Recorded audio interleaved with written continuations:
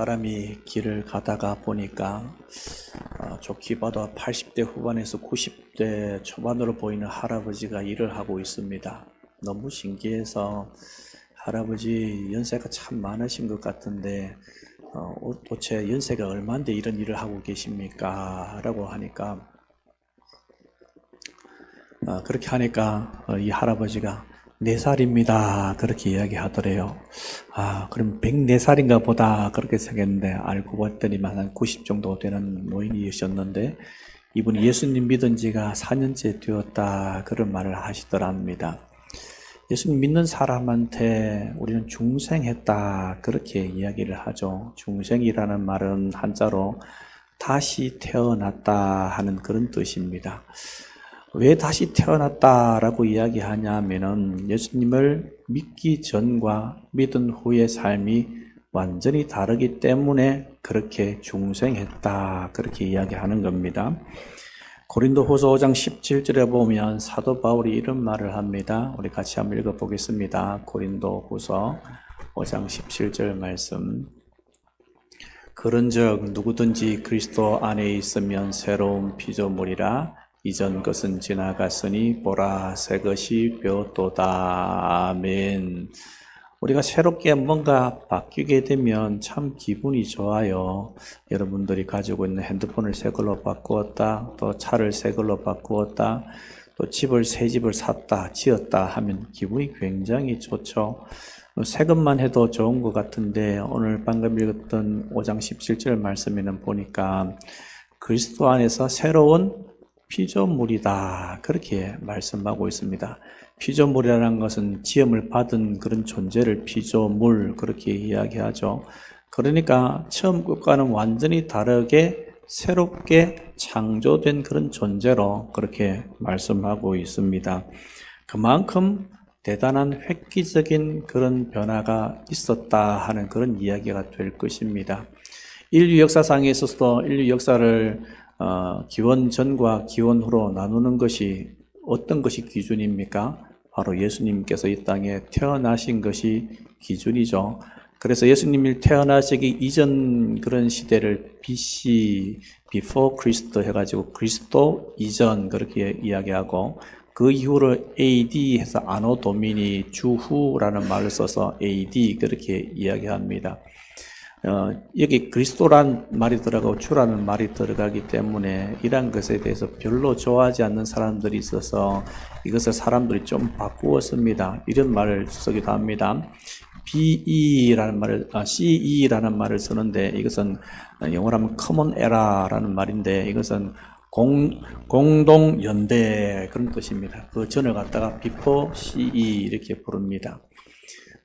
크리스마스도 마찬가지죠. 크리스마스는 예수님의 탄생을 축하해서 그리스도께 예배 드린다 이런 말이지 않습니까?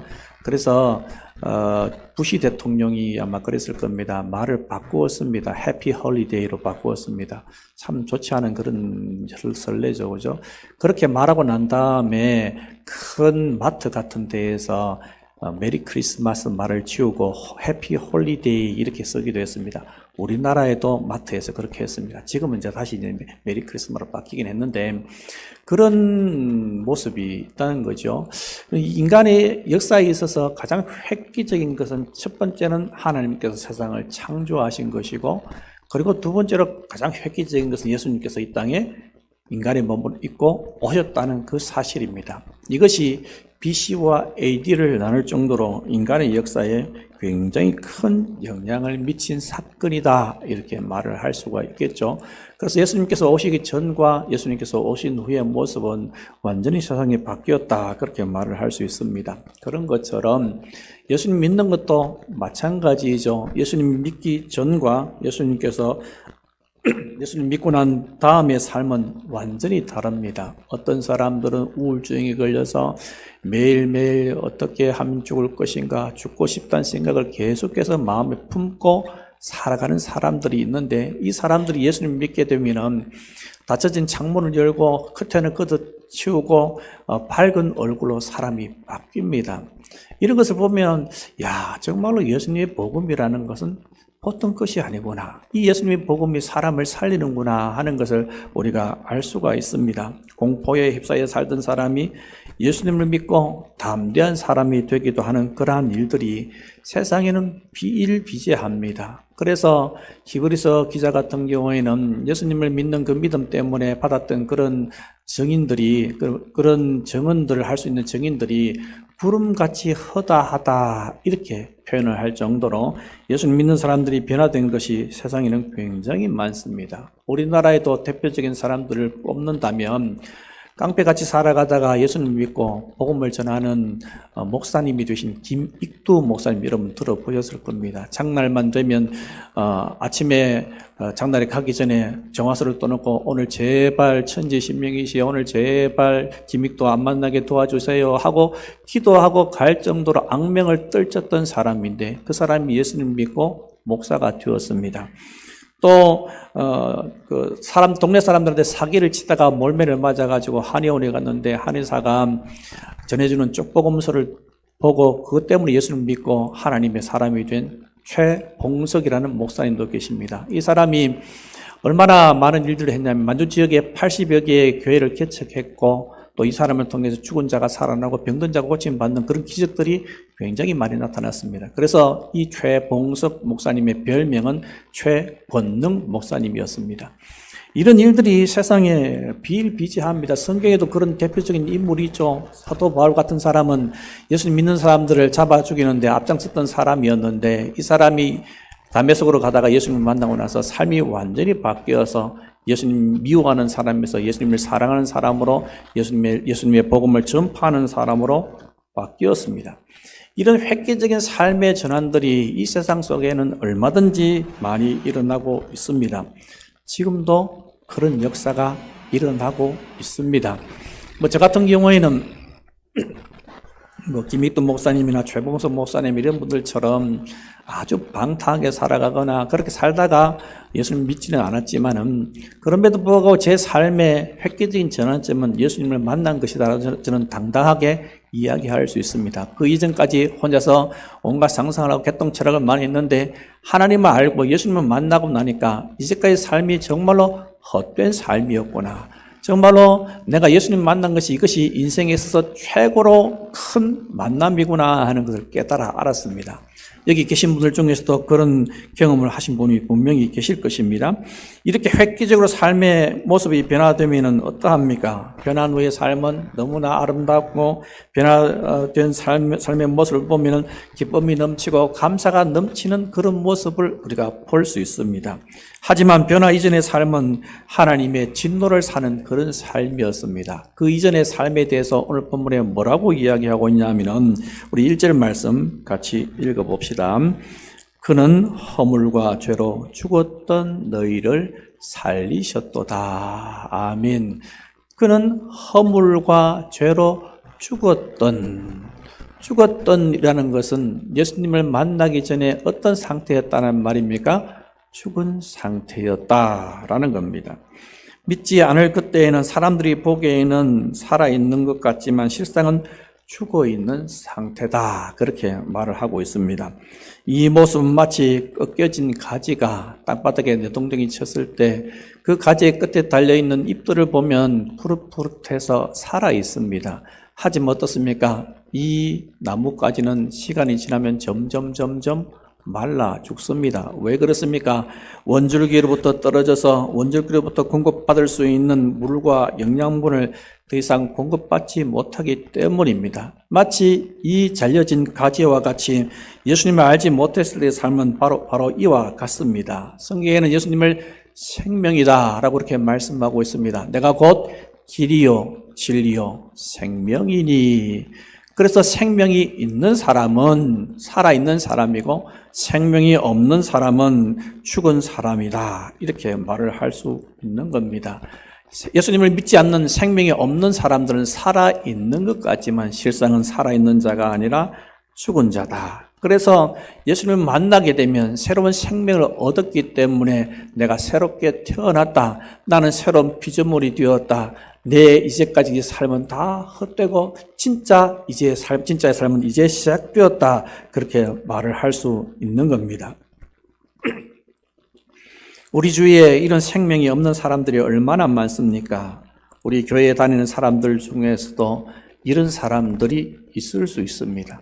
그래서 저는 새벽마다 기도할 때 이 기도는 꼭 합니다. 하나님, 우리 교인들 중에 생명 없는, 하나님 알지 못하는 그런 사람들이 단 한 명도 없도록 도와달라고 기도합니다.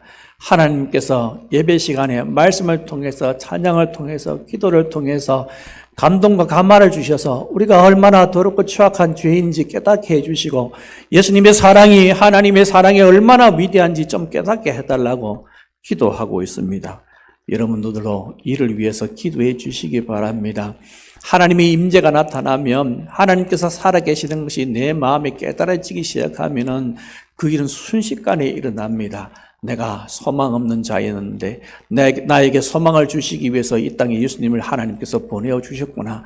내가 죽어야 되는데 하나님께서 나 아닌 예수님을 십자가에 못 박아 죽이셨구나. 그래서 내가 산자가 되었구나.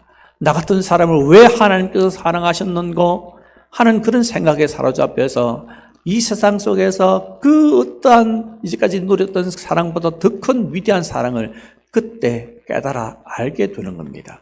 이런 은혜가 우리 가운데 많이 나타나기를 소원합니다. 이런 사람들이 죽은 상태에서 있을 수밖에 없는 원인에 대해서 1절에서 뭐라고 이야기하고 있습니까? 그렇게 죽은 이유가 뭐냐면 허물과 죄 때문이다, 그렇게 말하고 있습니다. 허물과 죄로 죽은 너희를, 이렇게 표현하고 있죠. 허물과 죄로 죽었던 너희를 살리셨다라고 이야기하고 있는데, 이 죽은 사람으로 있을 수 있는 이유가 바로 이 허물과 죄 때문이다라고 말씀하고 있습니다. 허물이라는 말은 원어상에 경계선을 넘거나 바른 길에서 벗어나는 것을 의미합니다. 그리고 죄라는 것은 여러분 많이 들어보셨을 겁니다. 하말티아라는 단어를 썼는데 관역에서 벗어났다 하는 그런 뜻입니다. 우리가 오후 예배 때 계속해서 소요리 문답에 대해서 말씀을 배우고 있는데, 소요리 문답 13문에 보면 죄에 대해서 이렇게 정의를 하고 있습니다. 우리 13문, 죄란 무엇인가 같이 읽어보겠습니다. 죄는 하나님의 법을 순종함에 부족한 것이나 혹은 어기는 것이다. 죄라는 것은 하나님의 말씀을 순종하는 데 있어서 부족한 것이나 어기는 것, 관역을 쏘는 것으로 이야기한다면 정중앙에 화살이 맞지 않고 빗맞거나 어긋나 맞거나 완전히 벗어나게 되면 그게 바로 죄다, 그렇게 말씀하고 있습니다. 하나님이 이를 감당하는데 내가 100% 순종하지 않고 아이고 이제 90% 했으면 됐다, 그만두게 되면 그게 바로 뭐라고요? 죄라는 겁니다. 나 하나님께서 하신 말씀 듣기 싫어, 나는 그렇게 살지 않을 거야 라고 반대로 가게 되면 그게 바로 뭐라는 거예요? 죄라는 거예요. 그래서 하나님 말씀에 순종하는 데 있어서 조금 부족한 것이나 어기는 것이 바로 죄다, 그렇게 말씀하고 있습니다. 그 죄가 사람을 죽게 만들었다, 그렇게 말씀하고 있습니다. 그렇다면 이 죽은 사람의 특징이 뭔가, 오늘 이 부분을 좀 살펴볼 건데, 첫 번째 특징은 뭐냐 하면은 2절에 이 세상의 풍조를 따른다, 그렇게 이야기하고 있습니다. 이 세상의 풍조라는 것은 원어상에 세대라는 그런 뜻이 있습니다. 여러분 로마서 12장에 보면 이런 말씀이 있죠. 너희는 이 세대를 본받지 말라라고 말씀하고 계시죠. 이 세대라는 것은 이 땅에 살아가고 있는 보편적인 자연인들, 하나님 알지 못하는 자연인들이 살아가는 그런 삶의 모습을 따라서 살아가는 것이 바로 이 시대의 풍조를 따라서 살아가는 것이다, 그렇게 말할 수 있습니다. 시대적인 흐름이라는 게 있습니다. 어떤 시대이든지 어떤 지역이든지 영적 흐름이라는 게 있습니다. 그런 흐름들, 시대적 흐름들을 따라가다 보면 우리가 대부분의 사람들은 그렇게 따라가고 있죠. 그렇게 따라가지 않게 되면 어떻게 됩니까? 도태되는 것 같아요. 사람들과 같이 이야기할 수 있는 공통 분모가 없어요. 그렇기 때문에 세상의 사람들이 하는 것들을 나도 그래야만 뒤처지지 않는 듯한 그런 느낌이 든단 말이에요. 그렇기 때문에 그렇게 생각하고 그렇게 따라가는 것이 마치 이 시대에서 지성인 것처럼 그렇게 살아가는 것이 좀 더 뛰어난 삶을 살아가고 앞서가는 사람인 것처럼 그렇게 인식하는 경우가 종종 있습니다. 그런데 한번 보십시오. 이 시대의 풍조가, 이 세대의 모습이 과연 하나님께서 기뻐하시는 모습인가? 그걸 먼저 생각해 볼 필요가 있습니다. 어떤 이야기를 하게 되면 이렇게 말합니다. 아이고, 요즘 세상에 어떻게 그렇게 살아갑니까? 요즘 아이들 그렇게 삶을 살지 않습니다. 세상 사람들 다 그렇게 가는데 우리가 그렇게 가지 않는다고 되겠습니까? 라고 하면서 이 시대의 조류를 따라서 흘러갑니다. 여러분, 물고기는 죽게 되면 조류를 따라서 그냥 흘러가는 대로 따라갑니다. 하지만 살아있는 물고기는 그 조류를 거슬러 올라갑니다. 우리가 바로 그런 사람들이 되어야 합니다. 세상 사람들이 다 이쪽으로 갈지라도 세상 사람이 다 이것이 진짜인 건 줄 알고 이것 이렇게 살지 않으면 그렇게 살아가는 게 바보같이 느껴질지라도 하나님께서 아니다라고 말씀하셨으면 그것을 보고 아니다라고 말할 수 있는 사람이 되어야 한다는 겁니다. 전에 어떤 목사님이 하신 이야기를 들어보니까 그분이 고위직에 있는 어떤 사람, 예수님 믿는 사람한테 이렇게 말했습니다. 당신은 예수님 믿는 사람인데 왜 동성애에 대해서 반대를 하지 않느냐라고 물으니까 이분이 하시는 말씀이 가관입니다. 어차피 시대적 흐름이 그렇게 흘러가고 있는데 제가 반대한다고 뭐가 달라지겠습니까? 라고 이야기합니다. 이게 바로 뭐예요? 죽은 물고기의 모습이죠. 시대의 조류에 따라서 그냥 둥둥둥둥 떠내려가는 그런 모습입니다. 하지만 하나님 믿는 사람은 물길을 거슬러 올라가는 살아있는 물고기로 살아가야 하는 것입니다. 세상이 아니다라고 말할 때 하나님의 말씀이 그것이 맞다면 맞다라고 이야기할 수 있는 사람이 되어야 합니다. 세상 사람들이 다 맞다라고 이야기할 때 하나님의 말씀에 비추어 보았을 때 그것이 아니면 그것은 틀렸다라고 말할 수 있는 사람이 되어야 합니다. 그게 진짜 살아있는 사람이죠. 그게 진짜 하나님 믿는 사람입니다. 그런데 대부분의 사람들은 그 죽은 물고기처럼 시대적인 흐름에 따라서 자기 몸을 맡겨버립니다. 마치 그렇게 살아가지 않으면 시대에 뒤떨어지는 것 같고 친구들 사이에 왕따를 당하는 것 같은 그런 느낌마저도 들기 때문에 그냥 그렇게 세상의 그런 바람에 따라서 세상의 흐름에 따라서 자기 몸을 맡깁니다. 그렇게 살아가면 이 세상은 누가 책임을 집니까? 이 썩어져가는 어두워져가는 세상은 누가 책임집니까? 우리가 올바로 서지 않으면 어떻게 이 세상 속에서 옳고 그런 것을 가르쳐 줄 수가 있고 거룩한 것과 속된 것을 구분하여서 가르쳐 줄 수 있겠습니까? 우리가 바로 그 역할을 감당해야 할 그런 사람들입니다. 우리가 그런 귀중한 역할을 감당하는 사람 되기를 소원합니다. 두 번째는 죽은 사람의 특징, 공중 권세 잡은 자를 따릅니다. 여기서 공중의 권세 잡은 자는 누구를 이야기하냐 하면 사탄을 가리킵니다. 목사님, 진짜 사탄이 있습니까? 진짜 귀신이 있습니까? 우리 영적인 세계를 잘 보지 못하여서 마치 사탄이 없는 것처럼 귀신이 없는 것처럼 생각하는 사람들도 종종 있습니다. 교회에 다니는 사람들도 그렇게 생각합니다. 하지만 그렇지 않죠. 분명히 존재합니다. 우리 눈에 보이지 않는다고 해서 이들이 행하지 않은 것이 아닙니다. 이들이 공중의 권세를 잡았다라고 이야기하고 있는데 사탄이 공중의 권세를 잡았다라는 이 말은 뭐냐 하면 공중이라는 것은 공기가 있는 대기층을 이야기합니다. 다른 말로 이야기하면은 뭔가 있는 것 같지만은 뭔가 없는 것, 뭔가 강력한 것 같지만은 강력한 힘이 없는 것, 풍선에 바람이 가득 들어있는데 이 안에 뭔가 있는 것 같은데 펑 터뜨리면 아무것도 보이지 않는 것처럼 마치 이런 것과 같은 그런 권세를 지니고 있는 존재가 바로 사탄입니다. 사탄이 힘 분명히 있습니다. 우리보다 지혜롭습니다. 능력도 있습니다. 사람한테 병을 주기도 합니다. 또 물건을 흔들기도 하고 또 그런 무서움을 우리 인간한테 줄 수도 있습니다. 하지만 여러분 분명히 기억하시기 바랍니다.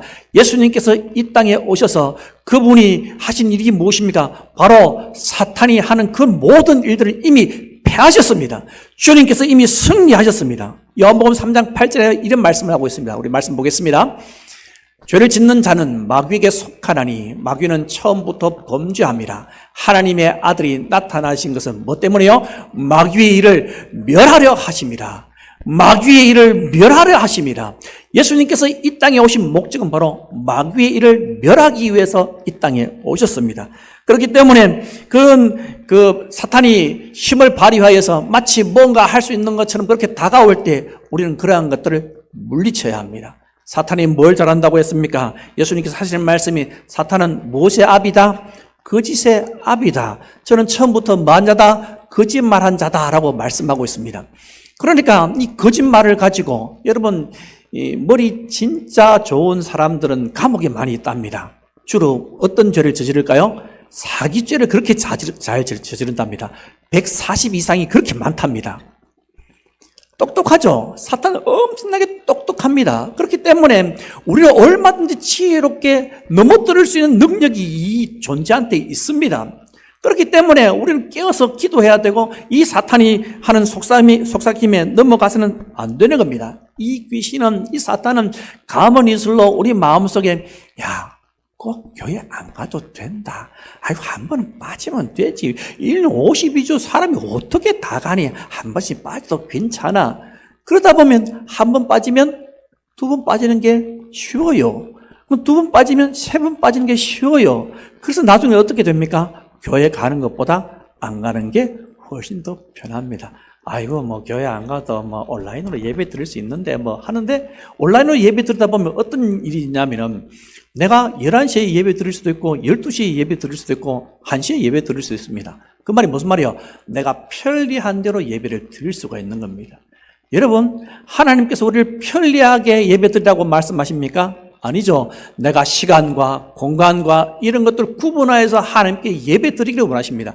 그렇게 하려면 애를 써야 돼요. 내 노력이 들어가야 돼요. 이미 하나님께서 내가 애를 쓰고 노력하는 그 순간에 이미 하나님께서 우리 예배를 받으셨음을 믿으시기 바랍니다. 그래서 우리는 사단이 그 꾀에 넘어가면 안 됩니다. 사단이 얼마나 교묘한지 이 교묘하게 나타나서 광명의 천사로 나타나서 우리를 꼬드겨서 하나님 안에서 하나님께서 기뻐하시는 일을 하지 못하게 막습니다.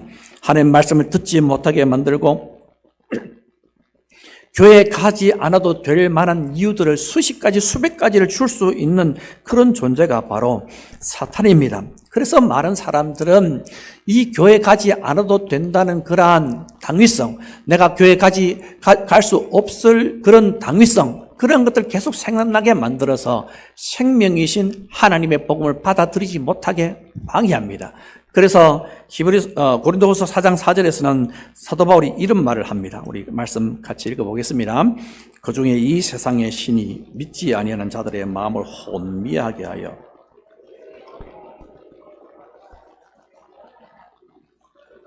하나님의 형상이니라. 아멘. 이 세상의 신은 바로 사탄 귀신들을 이야기합니다. 이 세상의 신이 믿지 않은 자들의 마음을 어떻게 했다고요? 혼미하게 돼요. 혼미하게 되면 뭘 구분을 못할까요? 어떤 게 좋은지 똥인지 된장인지 구분할 수 있는 능력이 사라지는 겁니다. 그래서 악한 것도 좋은 것으로 보이고 좋은 것을 악하게 보이는, 마치 그 신기루 같은 그런 것도 보여주셔서 뭔가 내가 나쁜 짓을 하게 되면 교회 가지 않으면 나한테 놀라운 일이 일어날 것 같은 그런 생각들을 계속해서 집어넣어줍니다. 그러니까 결국에는 어떤 결과가 나오는 겁니까?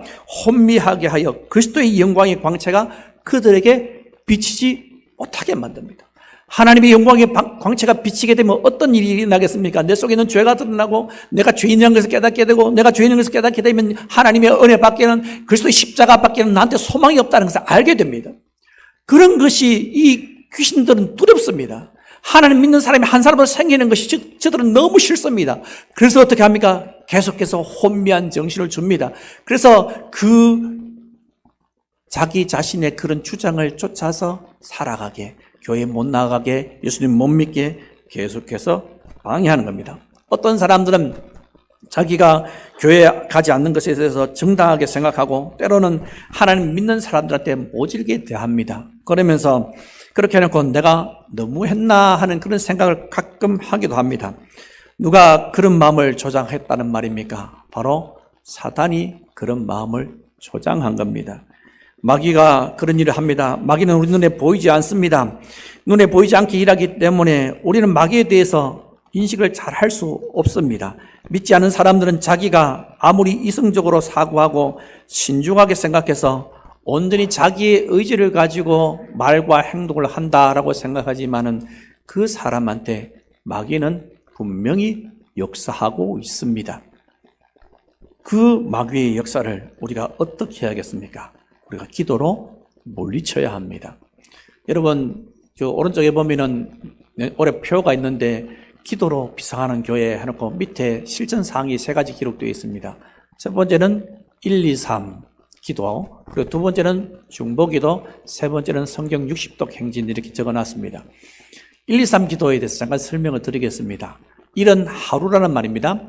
하루에 2번을 기도하고 하루에 3번을 기도해라 그 말입니다. 하루 2번 기도는 어떤 기도라고 했습니까? 아침에 일어나서, 그리고 저녁에 자기 전에.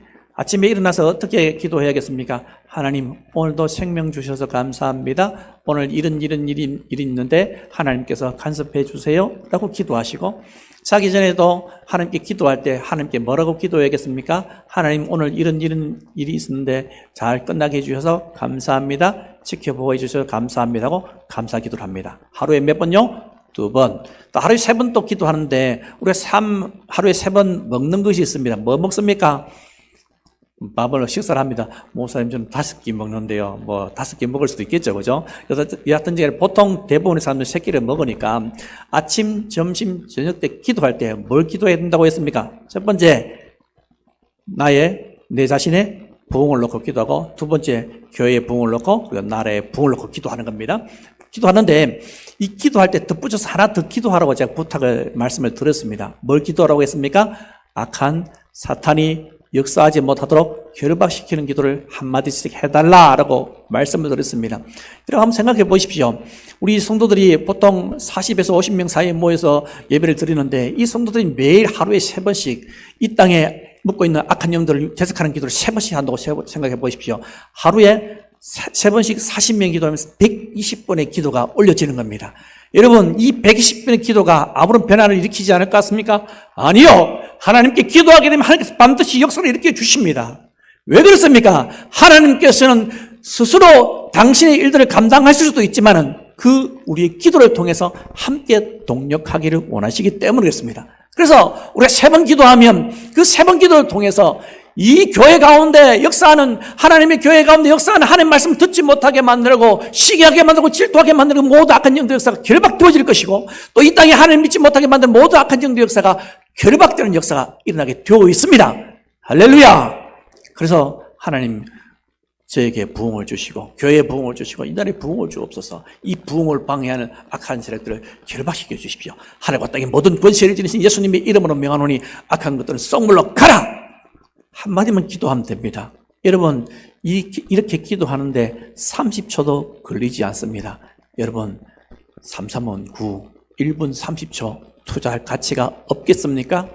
있습니다. 기도해 주시기 바랍니다. 하나님께서 우리 기도를 통해서 분명히 살아계셔 역사하신 하나님의 능력을 보여주실 것입니다. 하나님을 알지 못한 죽던 사람이 특징 세 번째는 3절 말씀처럼 육신의 욕심을 따른다라고 그렇게 말씀하고 있습니다. 육체의 욕심이라는 것은 육체의 마음에 원하는 것, 육체가 원하는 그런 소욕을 쫓아서 살아가는 것을 이야기합니다. 저번에 제가 그런 말씀을 드렸습니다. 로마서 8장 7절 말씀을 가지고 설교하면서 하나님, 육신에 속한 사람은 하나님과 원수가 된다라고 말씀을 드렸고, 이 하나님의 원수로 살아가는 사람들은 결국에는 하나님 앞에서 심각한 그런 결과를 초래하게 된다 하는 그런 말씀을 드렸습니다. 육신의 생각은 정욕적이요, 세상적이요, 마귀적이기 때문에 그렇습니다. 내 육신이 원하는 것을 그냥 따라 살아가는 것이 바로 육신의 소욕을 따라서 살아가는 그런 모습입니다.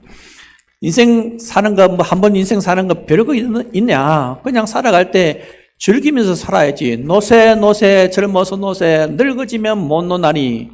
예수님도 공자님도 나니 노지는 못하리라. 이렇게 노래를 부르는데, 여러분, 인생 그렇게 살아가는 것이 인생이 아닙니다.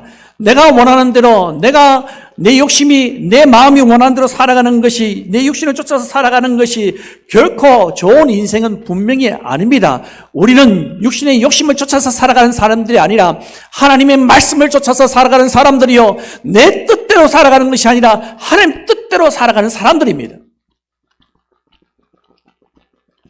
지난번에 제가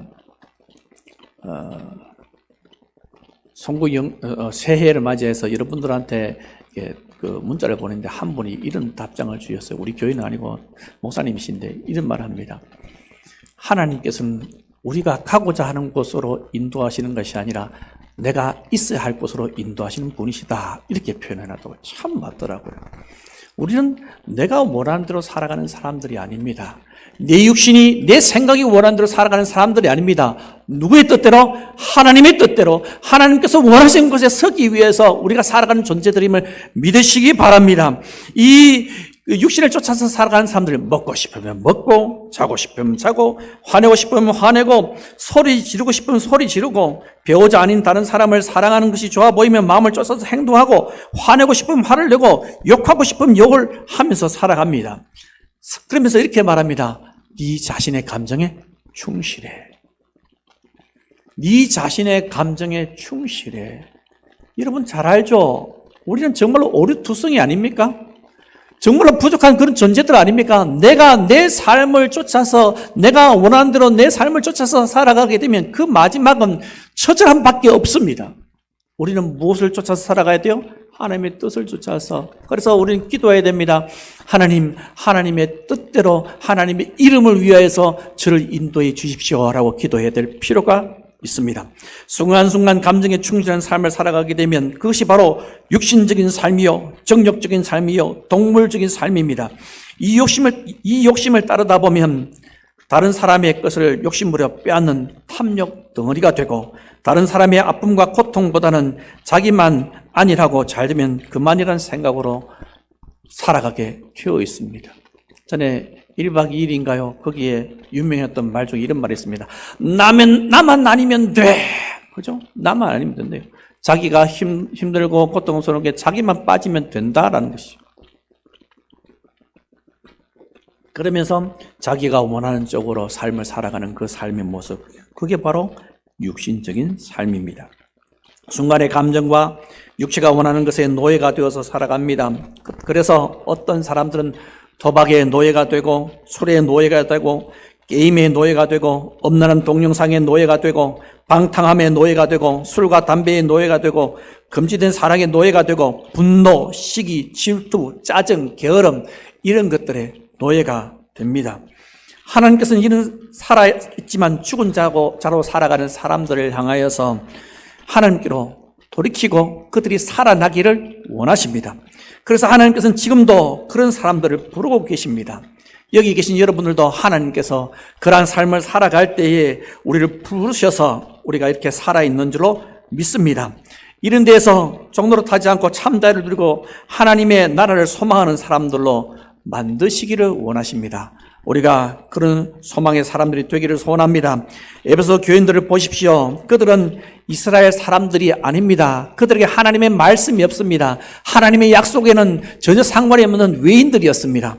그런데 하나님께서 마땅히 죽어야 할 이 사람들을 향해서 하나님의 복음을 들고 가는 바울을 보내주셨고, 이 바울을 통해서 이들이 복음을 받아들이고 하나님 믿는 사람들이 되었습니다. 그래서 어떻게 합니까? 그들이 죽은 자에서 살아있는 사람으로 만들어 주셨습니다. 5절 말씀 우리 같이 읽어보겠습니다. 허물로 죽은 우리를 그리스도와 함께 살리셨고 너희는 은혜로 구원을 받은 것이라. 아멘. 내가 복음을 알고 보니까, 예수님을 알고 보니까 과거에 살았던 삶이 죽은 삶이었어요. 그런데 예수님 만나고 보니까 얼마나 좋은지 몰라요. 내가 이제 비로소 내 삶을 살아가는구나. 내가 진짜 이제서 비로소 하나님께서 원하시는 삶을 살아가는구나. 내가 진짜 이제 의미 있는 삶을 살아갈 수 있게 되었구나 라고 생각하는 겁니다. 우리를 하나님께서 그렇게 부르셨음을 기억하시기 바랍니다. 만약에 아직도 획기적인 삶의 변화의 기준이 되시는 예수 그리스도의 십자가가 마음속에 믿어지지 않는다면 여러분 자신의 죄를 솔직하게 인정하시고 마음속에 예수님을 구주로 영접하시기 바랍니다. 그러면 하나님께서 나를 어루만져 주시는 것이 느껴지고 그것을 깨닫게 되면 세상이 달라 보이게 되어 있습니다. 들에 사람들한테 밟히는 잡초도, 길에 그 시멘트 바닥을 뚫고 나오는 그런 잡초도 정말로 아름답게 보이는 그런 일이 반드시 일어날 것입니다. 우리는 생명 없는 죽은 자에서 생명 있는 산 사람으로 하나님께서 만들어 주셨습니다. 그런 하나님 은혜를 기억하면서 산 사람으로서 죽은 자를 하나님 품으로 인도하여 하나님께로 돌이키게 할 수 있는, 그래서 그들도 동일하게 하나님의 산 사람이 되는 그런 역사가 우리를 통해서 많이 나타나기를 간절히 소원합니다. 아멘.